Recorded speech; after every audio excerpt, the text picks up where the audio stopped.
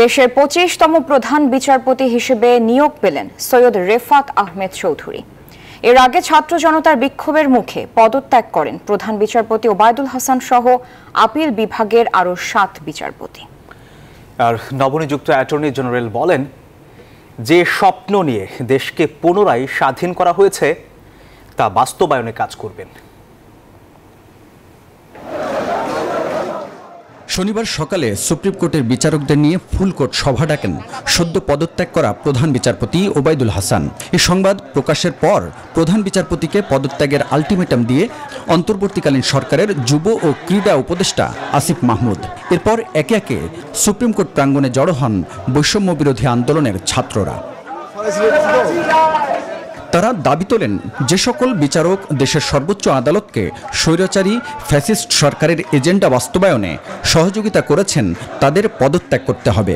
High court বিভাগের বিচারপতি সৈয়দ রেফাত আহমেদকে প্রধান বিচারপতি হিসেবে নিয়োগ দেওয়ারও দাবি করেন তারা। পুরা রাষ্ট্রীয় ব্যবস্থাপনাকে ধ্বংস করেছে, আমরা সেটার সংস্কার চাই।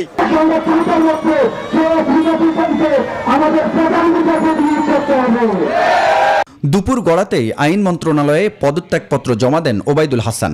এরপর একে একে পদত্যাগ করেন আপিল বিভাগের বিচারপতি আশফাকুল ইসলাম, এম ইনায়েতুর রহিম, আবু জাফর সিদ্দিকী, জাহাঙ্গীর হোসেন, মোহাম্মদ শাহিনুর ইসলাম ও বিচারপতি কাশেফা হোসেন।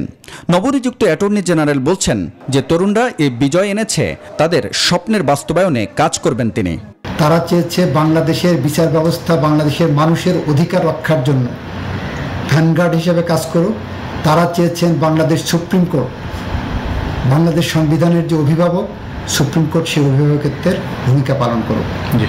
এবং আমি একজন আইন কর্মকর্তা হিসাবে, প্রজাতন্ত্রের অ্যাটর্নি জেনারেল হিসাবে আমি তাদের এই দাবির সাথে একমত পোষণ করি। এদিকে শিক্ষার্থীদের দাবি অনুযায়ী দেশের ২৫তম প্রধান বিচারপতি হিসেবে নিয়োগ পেয়েছেন সৈয়দ রেফাত আহমেদ চৌধুরী। এছাড়া আপিল বিভাগে যারা নিয়োগ পেতে পারেন তাদের নামের তালিকাও শোনা যাচ্ছে আইনাঙ্গনে।